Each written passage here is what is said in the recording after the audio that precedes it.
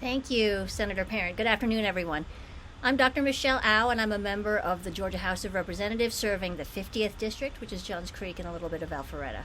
I'm also a practicing physician in Metro Atlanta, and the remarks I'm going to make are from my vantage point in the lateral.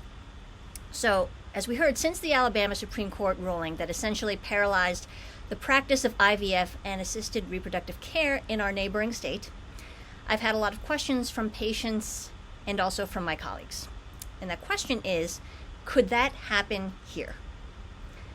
So I consider myself reasonably well versed in the legislative climate around access to reproductive health care in Georgia, but what I have to tell people when they ask me that is, I don't know.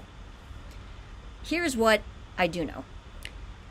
I know that in 2019, as we heard, Georgia passed an abortion ban, one of the most restrictive in the country, that confers personhood status to embryos past approximately 6 weeks of conception.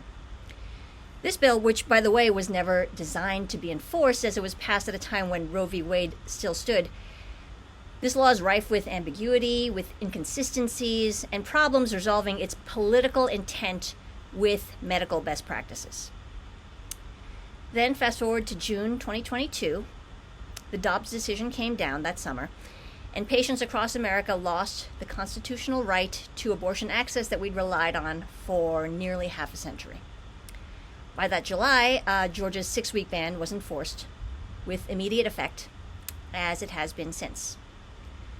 Extremist Republicans, in a way maybe even beyond their expectation, got exactly what they wanted.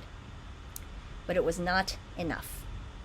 And it's never going to be enough until those extremist voices have eroded away our access to reproductive choice entirely.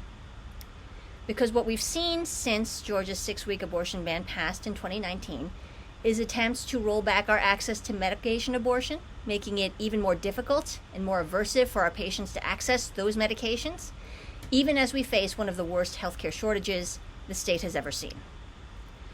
What we've seen since 2019 is further advancement of discriminatory policy, prioritizing religious freedom and that right to discriminate over real patients and families.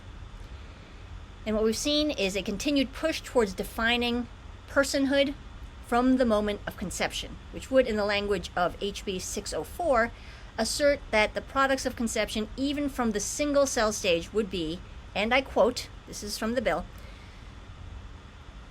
that after conception, these products would be accorded the same rights and protections guaranteed to all persons by the Constitution of the United States, the Georgia Constitution, and the laws of Georgia. So, make no mistake, IVF is not safe in Georgia. A 6-week abortion ban was not enough for our extremist Republican colleagues. Because the Dobbs decision overturning Roe v. Wade only came down about a year and a half ago, and so for some Republicans, this has only just begun.